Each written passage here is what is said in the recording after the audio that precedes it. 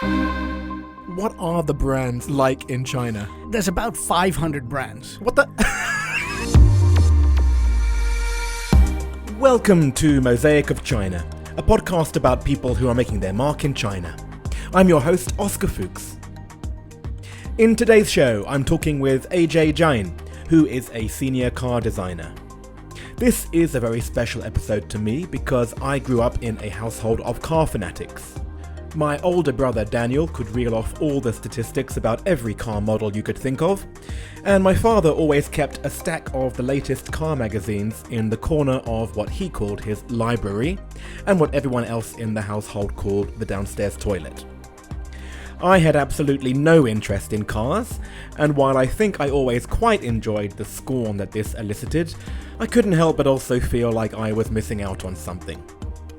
So today's episode is not just an amazing discussion which encompasses so much about Ajay, about China, and about the very nature of artistic collaboration in a commercialized setting. It also feels like some kind of personal redemption for someone whose answer to the question, "What's your favorite car?" has always been blue ones. Thank you so much, Ajay. Okay. I'm here with Ajay Jain, and Ajay, what is your actual title? I am Senior Manager, Head of Strategic Design. Got it. In short, you are a car designer. Yeah. And you work at one of the big private companies here in China. We're not going to mention the company, are we? Because you are talking in your personal capacity. So we are going to make sure that there is a distance between you and the official word of the company. Yeah. I believe it's the largest privately owned car OEM in China. There you go. Yeah. What is the object that you have brought in that in some way describes your life in China? It's this little sketchbook. So as a designer, I walk around with a sketchbook all the time. I have until very recently resisted the temptation of going digital. The one I've brought here today is actually from my previous employer. It's a British car company with 90-year anniversary sketchbook. It's the sketchbook I was using between transitioning from my previous job to my current job. And at the last few pages, I've just noticed has a few additions by my daughters with pink fluorescent felt pens. That kind of sums it up because my daughters were born here in Shanghai. They've lived all their life here, 5 years and 2 years, contributing to my creativity here. Oh, how lovely. Yeah. Well, I'm not sure I would buy the car that she had just tried to draw. It looks a little bit surreal, but the rest of the drawings look really technical. Oh, you've got no vision. This is why you're doing your job and I'm doing mine. That is beautiful, and I think it's such an amazing insight into what you do.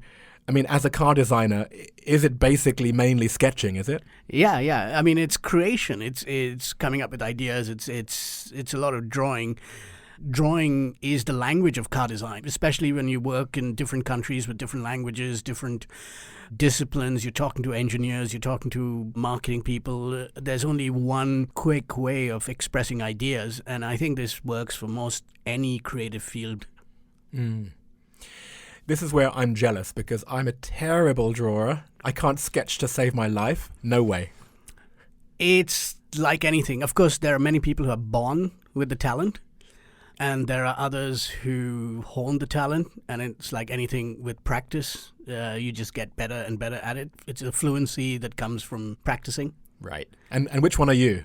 I thought I had talent, but then I went to college in Switzerland, and there I realized that I didn't have talent. But what I did have was, it was like a boot camp. I mean, literally, first day of college, we had to draw 500 cubes, 1,000 lines, so it was practice, and just build fluency.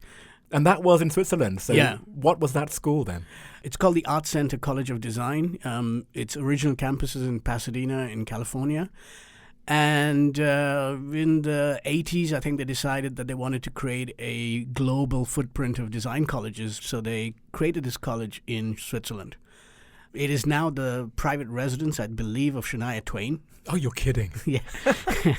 It's this beautiful old chateau with a farmhouse overlooking Lake Geneva, overlooking the French Alps. Oh, amazing. So, yeah.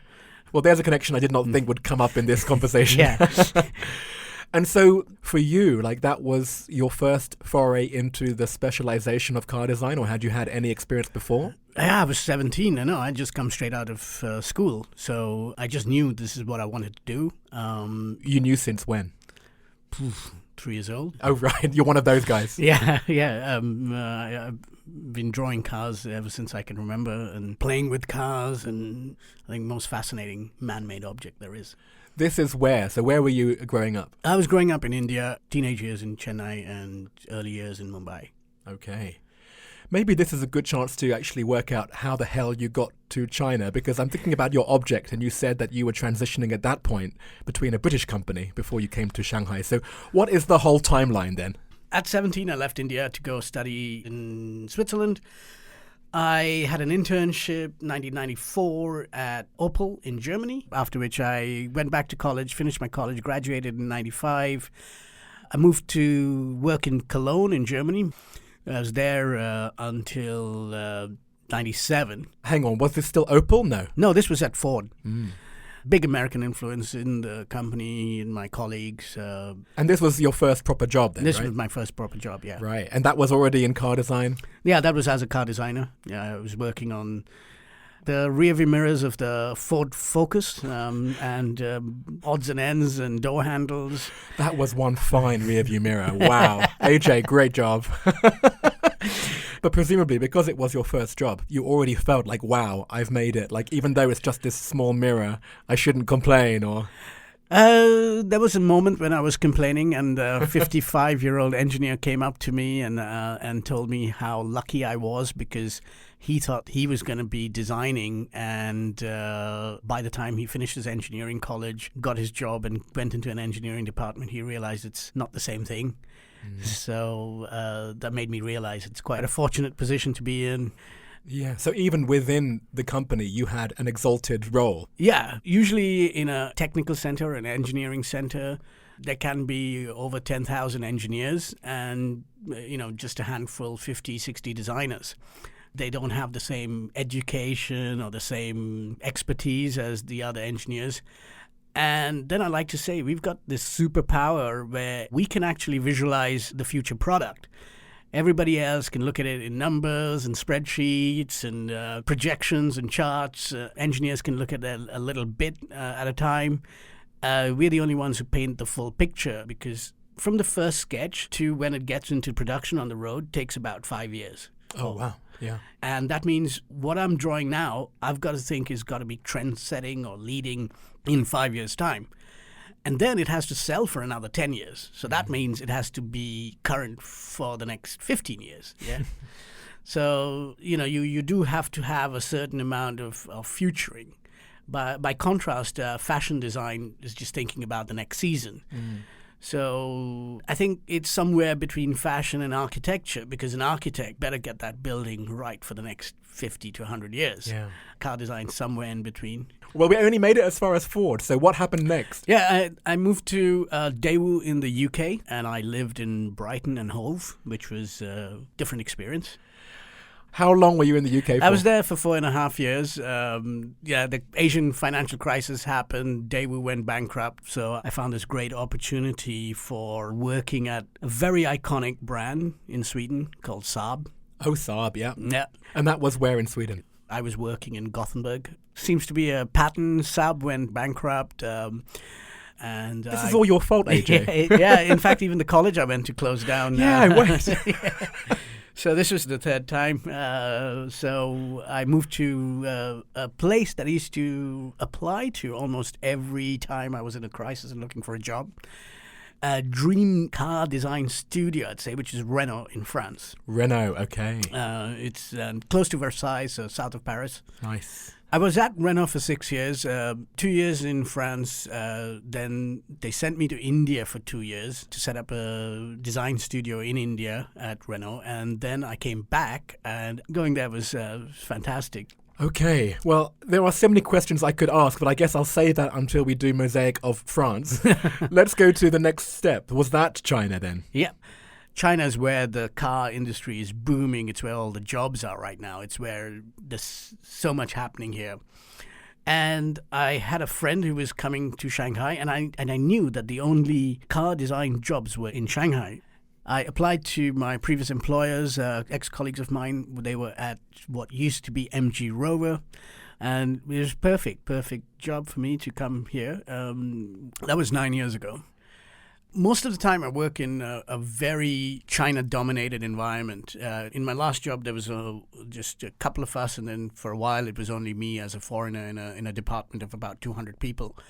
And again, I just find them so optimistic and enthusiastic, with a nice dash of ambition and willingness to go the extra mile and achieve great things. I would call it maybe a hunger. Which you do get in Europe, but I guess it's a different kind of feeling. A little more entitlement in Europe. Right.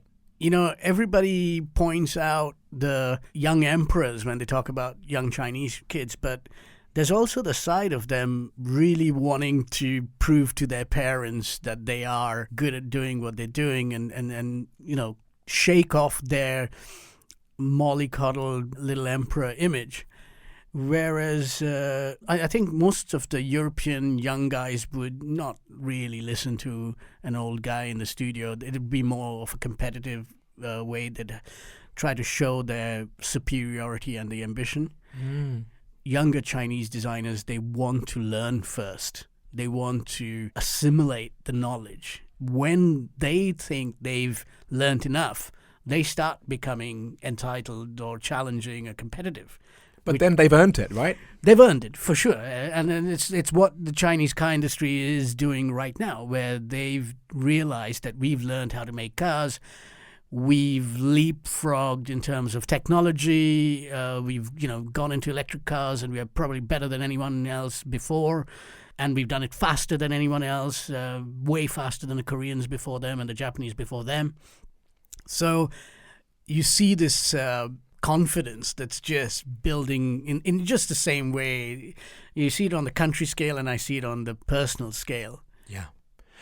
For me, I'm not a car fanatic. So when I see a Chinese car, I don't really pay attention to it. Like, what are the brands like in China? There's about 500 brands. What the... There's about 500 car brands, and all of them are difficult to really know. Many of them belong to a big conglomerate. You'd think it's a different brand, but actually it's part of Dongfeng Group or the other groups. And every state, every region seems to have these big industrial players that are big employers, and they've got multiple brands. And then there's also all these little startups.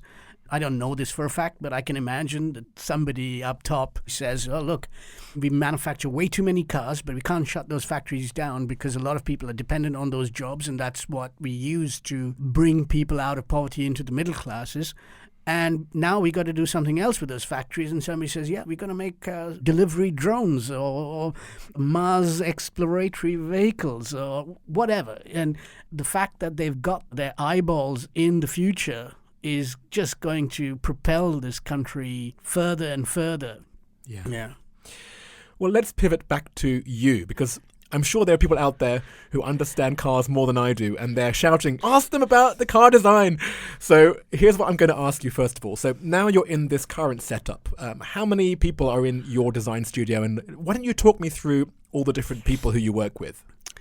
So, I mean, firstly, no matter how well you know cars, I don't think anybody appreciates that a car has over 30,000 different pieces to go together. 30,000, yeah. It is a really complicated piece of industrial engineering and mass production. I guess when you compare with a piece of furniture, that's... Well, you compare with a mobile phone as well, which people consider very sophisticated manufacturing. You take it apart, and there's not that much that goes in there.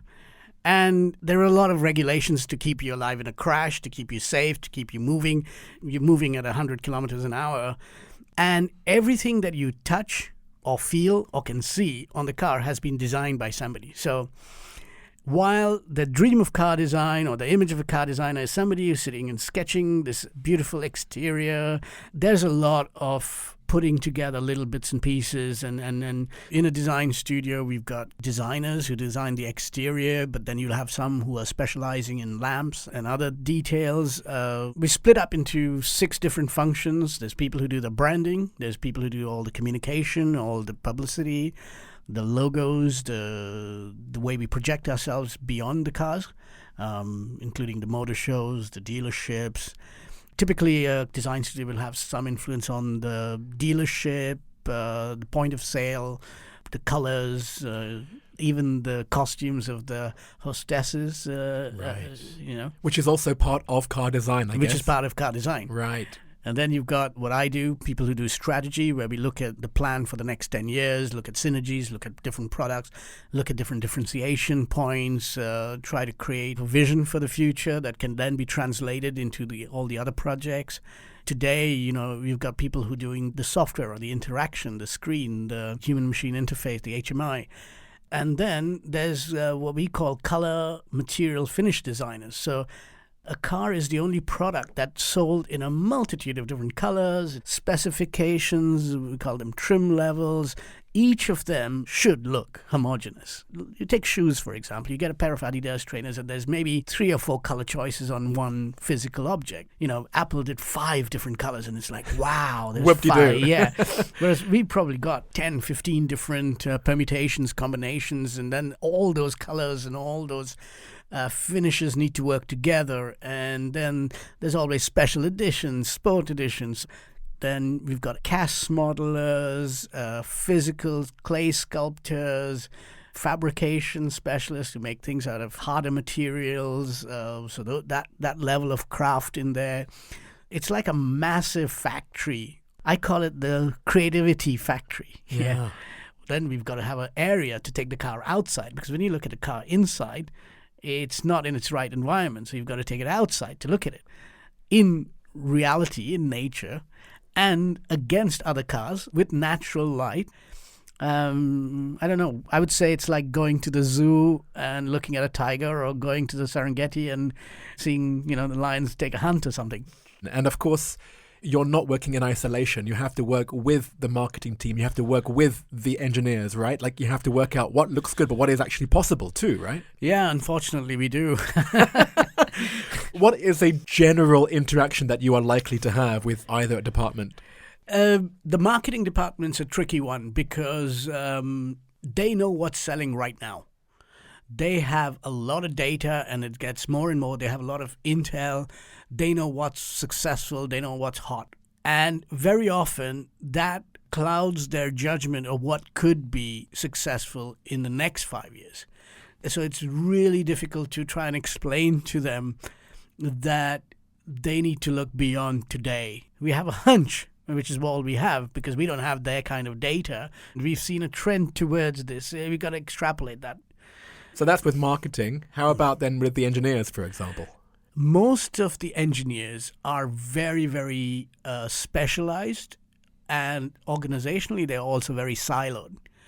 I remember in my first job, there was a lady, she was called badge component engineer, and she was fighting with the water jet engineer because the badge was interfering with the water jet on the back of the Ford Focus. Uh-huh. So 30,000 parts, each of them has a specialization of engineers who know how they're made. And then they probably have different suppliers for each of these parts who have another expertise. So they look at really, really, really a small section of what the big picture is. And they get very fixated on that, focusing on their project or their car. And they don't look at the bigger picture of the brand, of the whole lineup of cars, which is really challenging. Right. It's the interaction between the idealism, the creativity of designing versus the practicality, the cost control of the reality of making this car, right? Yeah. Thank God we have something called concept cars.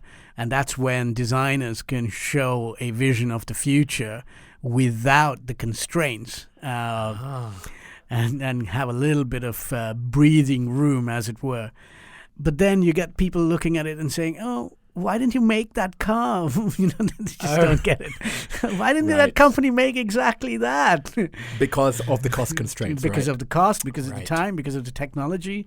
Right. So, yeah, concept cars are rolling creative ideas. They are the haute couture of fashion. How interesting. Yes, I can see exactly what you mean with the parallel between car design and fashion design now. Yeah. Yeah. Have you seen cars on the market where you think, oh, I can tell exactly what went wrong in the process, where perhaps the designer went too far or perhaps the engineer reined things in? Like, can you see on the road examples of when that's happened? Ooh, I really try not to judge other people's work. What we should be getting judged by, employed by, is by what we put in to the job.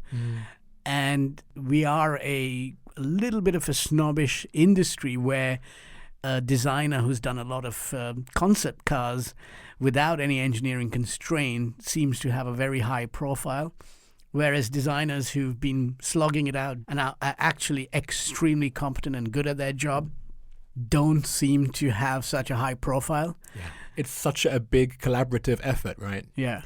What about then the car that you see on the street where you think, oh, I wish I had designed that one? Oh, there's a lot of those. I'll tell you what, the ones that are even worse to look at are the ones that you look at and you say, I had that. 5 years ago, I was there. I had just done it, and my boss didn't pick it up, and my engineers thought it was too crazy.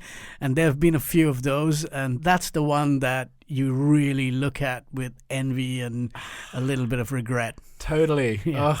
Because it's not like you can say, right, screw you, I'm going to go make it by myself. Yeah, I wish. I hope that's where the industry is going to evolve with all these new technologies. And right. 3D printing at home. 3D printing, manufacturing your own cars, open source manufacturing, zap you the drawings and somebody will make it in somewhere in Tianjin or Wuhan. Yes. Well, we're talking about the future. So what are the trends coming down the pipeline that we should be looking forward to? It's funny because 2 years ago, if you asked me what I was doing and I'd said, I'm designing electric cars, it was like I'm on the cutting edge of car design beyond maybe designing a Ferrari or the craziest concept cars. And it looks like somehow that bubble's already burst. While all the European companies are now getting into gear to start making electric cars, China is going to move into hydrogen and fuel cell. How does that then affect the design work, for example? When we moved from a horseless carriage, the horse disappeared, and then we could design this area to put the engine in and then put the wheels next to the engine and change the cabin. And then from that, over 100 years, the engine cabins almost pretty much stayed the same. Then electric cars come along, and then you say, hey, we don't need an engine cabin, but you've got this great big battery to worry about. There's also an aesthetic element, when you're designing a fuel combustion car, you've got things like exhaust pipes and air vents to show that kind of roaring power. And then you get into electric cars and then you're like, ooh, I want it to look like a Dyson vacuum cleaner. Look efficient and aerodynamic and soundless and gives out nothing dirty. 15 years ago, my ex-boss and a good friend of mine had posted on LinkedIn, what does electricity look like? And that's a really interesting thought that gets me moving. And I wrote to him the other day, I said, you've got to start thinking what hydrogen looks like. He said, blue? He said, white? Yeah. Maybe we're going to be driving down the street in these clouds. It certainly feels like it on a scooter in Shanghai. Yes, because we haven't even talked about the sounds, because you have to also design into the car, like no rattles, right? Yeah, actually, the latest BMW concept, the sound is done by Hans Zimmer of all the Hollywood movies. Oh. So all the soundscape of the noises of the sound, so there is also this discipline of sound design, which is just coming into our industry. Oh, wow. All the bings and the bongs that you have. Obviously, Apple phones or any mobile phones, they've got this sound universe. that also links in with their marketing and advertising. So sounds. Yes. There's going to be all kinds of things. Even the little haptics. Yeah. Oh gosh. Okay. Yeah, you're making my mind swim a little bit. There's just too much that goes into what you do. I can see now. I get it. And what about you then? I mean, we talked at the beginning about how you've come from India to Switzerland to Sweden to France to England to Germany. It's kind of mind-blowing. I can sort of see your progression. Just hearing your story, I can see it as, one, it's you chasing adventure, but you're also trying to run away from becoming redundant in your own field, right? The field changes. I mean, just drawing. We used to draw on a certain kind of paper. That paper stopped. We got on to drawing on computers. It's a new skill that I had to learn. So there's all these technologies keeps throwing stuff at you, and you have to keep up with it. Yeah. Well, at the beginning of that development, you said drawing and writing and sketching, and I'm looking at your object still sitting here between us on the table. Maybe it's making me think about my family. My father is an engineer. My brother is an engineer. My uncle is an engineer. I think I'm the only one who's not an engineer. You're not quite an engineer, but you're as close as an engineer as I've had in the studio. So I hope that my father is in some way proud of me for interviewing you. All right, yeah. I'm sure my father will be proud to hear the interview. There you go. AJ, thank you so much. That was fascinating. We are now going to move on to part 2. All right. All right, the 10 questions. Yeah. Are you ready? I think so. Question 1. Yeah. What is your favorite China-related fact? This one's interesting because it's kind of related to India. By India banging into China, it means all the water flows south. And all the rivers flow south. So India's got plenty of land and arable land and rivers and fertile plains of the Ganges and what have you. And they've got the luxury of being vegetarians and then living off the land, whereas China's got to, find arable land. And only 2% of the world's arable land is consumed by 20% of the world's population. So that means the Chinese people are super resourceful, whether they cut steps into mountains, they eat different things. And I think that is also what makes them intrinsically programmed for innovation. Survival is their innovation. Right. Do you have a favorite word or phrase in Chinese?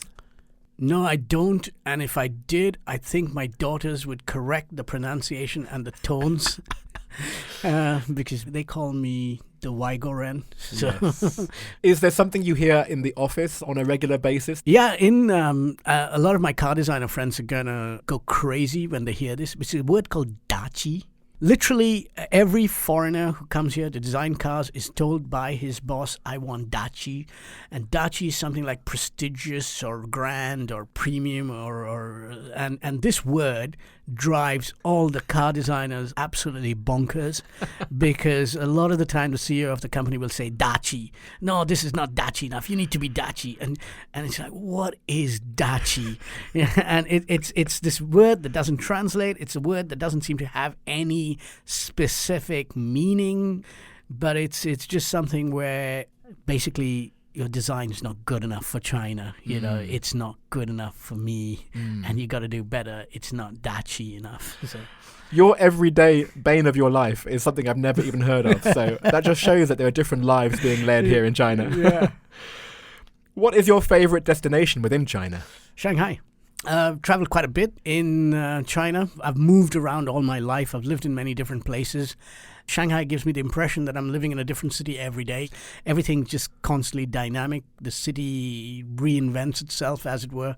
5 years ago, I was in Pasadena in the college that I went to, and these kids were drawing what they thought was the future of transportation. And then they asked me how I went to work, and I told them that I scan a QR code and get on any bicycle, get on a metro, then get off the metro and take my Segway and then zip into my office. And that sounded more futuristic than some of the things that they were conceptualizing. So yeah.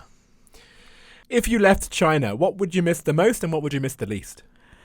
I'd miss everything I've just told you about: the dynamism, the reinvention, the excitement, the convenience of everything, the actual efficiencies of how things, if they didn't work today, they are definitely working tomorrow. And what about anything that you wouldn't miss? F***ing around with my VPN. One of the biggest conveniences in China is to do with the internet. And one of the biggest frustrations in China is to do with the internet. Yeah. It's It's yin and yang, baby. Yeah, it's the Chinese experience. You can't have both ways. You can't have only the convenience without some of the frustration. And currently, they blocked WeChat in India. So now people keep trying to contact me through WhatsApp. I've got to fiddle around and try to get online, and they're trying to call me and messaging me, wondering why I'm not responding to their messages. Yes, it is a interesting window into a potential future, right? Yeah. Is there anything that still surprises you about life in China? I just came back from Beijing Motor Show, and this new cult of journalists are all people with rigs around themselves holding cameras and filming themselves next to cars. They're like girls dressed up for KTV or a nightclub. They could be selling cosmetics, I don't, and you wonder, are they scripted? What do they say? So it just, everything in every respect felt out of context of the rest of the world. Yeah. That's interesting, because that really is how the world treats the car that you've spent 5 years pushing through. Like, isn't that weird when you finally see your baby come onto the market? It is weird. In fact, it's like being a parent. You hope you did the best job you could. Your kids are never going to turn out exactly how you wanted them to. You still have a certain amount of pride and a certain amount of misgivings and regrets. How funny. So yeah, it's all of that every few years. Well, I was saying it's your baby. Where's metaphor? But yeah, you really, yeah, no, you really... it is. It's your child. It's your baby. Wow. Where is your favorite place to go out to eat or drink or just hang out? This one is a question I've thought about a lot, because it depends when you ask me this. There was a time I used to love Uniqlo, I used to love Yongkanglu, we used to go to Sugar before that. So right now, the nicest place for us to hang out is right opposite our house, less than 100 meters away. There's a little place called Porcellino. I'm sure next week it'll be something else. It'll be another place. What is the best or worst purchase you have made in China? Every time I buy something on Taobao, it's the worst thing you can buy. Impulse buying things, you look at a picture, you don't know what you bought.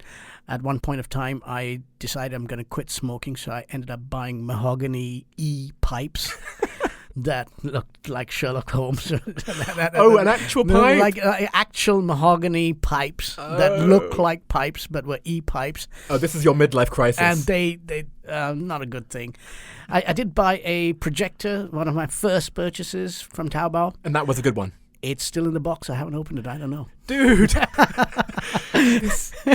You are the worst impulse purchaser then.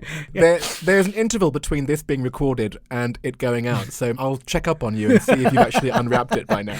Yeah. Okay, what is your favourite WeChat sticker? But one I send quite often, and I've been known to send it to my friends, is the Happy Friday sticker. I don't actually look for the sticker. It just comes up when I write TGIF. And it's become a thing that I send a whole bunch of friends Happy Friday. Super cute. It's so simple, but I've never seen it before, actually. What is your go-to song to sing at KTV? I've never been to KTV. 你真的是外国人. Yeah. Aren't KTVs dodgy? Ah, okay. I know what image you have of them. No, It's about singing joyfully, sir. Oh, really? Well, and now I'm never going to get a chance because my daughters have got microphones at home with their speaker system, and they will never let me. They own them, so they want me to appreciate their singing. Shock do do do do or whatever. Oh, that's going to be your song. No, I'm not allowed to sing that one. Okay, next one. What other China-related media sources do you rely on? Sitting and drawing cars all day, I've got a lot of time to listen to things. I can multitask that. And I started with the audiobooks and I got into podcasting. So I listen to a hell of a lot of stuff. There's obviously Mosaic of China now. Thank God. I subscribe to The Economist and I listen to the whole Economist cover to cover. And that has a very, very good China section. There's the Sinica podcast, which is very good. BBC News always seems to have something on China. But For me, the Economist China sections, every week you get the best bits. Yeah. AJ, fascinating conversation. Thank you so much. It's been a great experience being here. And before I let you go, back to work probably, Yeah. the last thing I will ask you is, who would you recommend that I interview for the next series of Mosaic of China? I'd recommend somebody who quit his career and moved into a very creative field and is prolific in his work and expressive in his work and very successful, a guy called Su. And obviously Shanghai transformed him. Great. I can't wait to meet you. Thank you so much for that. And thank you for your time today, AJ. Brilliant. Thanks a lot. So the biggest update I have to share is that after around a decade in China, AJ and his family have recently said goodbye. They are now in Mumbai, where AJ has taken up the position of Head of Advanced Design at the Indian auto company Mahindra. What that also means is that we are now free to say that at the time of this interview, AJ was working at the Chinese car company Geely. That's spelt Geely when written in English. And the company he worked at before that was SAIC Motor. I'm also relieved to report that AJ had found an apartment in Mumbai, had unpacked his container from Shanghai, and had moved his father up from Bangalore just before the country went into its most recent coronavirus lockdown. So I wish him, and anyone else listening to this in India, all the very best. As with the previous 20 episodes of the season, if you want to hear more from the conversation with AJ, there's an extra 15 minutes in today's premium version of the show, which you can subscribe to on iFadian in China or on Patreon everywhere else. Head to mosaicofchina.com for instructions on how to subscribe, and here's a little taste of what you'll get. It's such a dynamic and changing world right now. There's going to be self-driving cars, self-driving buses. That focus, I still see it driving around. I still see it in movies. I see it in America. I see it all over the world, actually. Yes. They don't have 100 years of knowledge, so they make a lot of mistakes, and then there's a lot of things need fixing, but that all adds to the excitement and the experience. At one point, there was 150, I believe, new electric car startups in China. It's going to be very difficult very soon to tell the difference between a European car or a Chinese car. Yeah. You can change direction, you can change the course of a country. There are some nice connections between AJ and other episodes of the show. First of all, the object he chose, the sketchbook, was the same object chosen by the journalist Eric Olander from Season 1, Episode 3. They both obsessively carry their objects to jot down ideas, be they in words or in pictures. AJ said that car design sits in between the worlds of fashion design and architecture. So be sure to check out the episodes with the fashion designer, Octo Chung, from Season 1, Episode 30, and the architect Wendy Saunders from Episode 12 of this season. When AJ said about the Chinese that survival is their innovation, this is the same as the favourite fact from Gina Lee, the innovation CEO from Season 1, Episode 6. And finally, AJ's choice of Shanghai as his favourite destination in China was the same as Jorge Lucio, the marketer at Coca-Cola from Season 1, Episode 5, and Zhang Zhiyuan, the humanities professor at Shanghai Jiaotong University from Episode 3 of Season 2.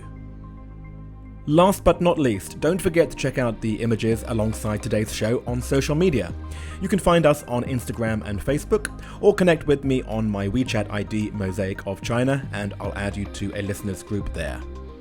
Among a bunch of images, you'll find AJ with his object, his favourite Happy Friday WeChat sticker, and a selection of him in action, including with the geometry range of electric cars that he designed for Geely. Mosaic of China is me, Oscar Fuchs, with artwork by Denny Newell. Thank you as always for listening, especially if you've made it this far, and we'll be back again next week.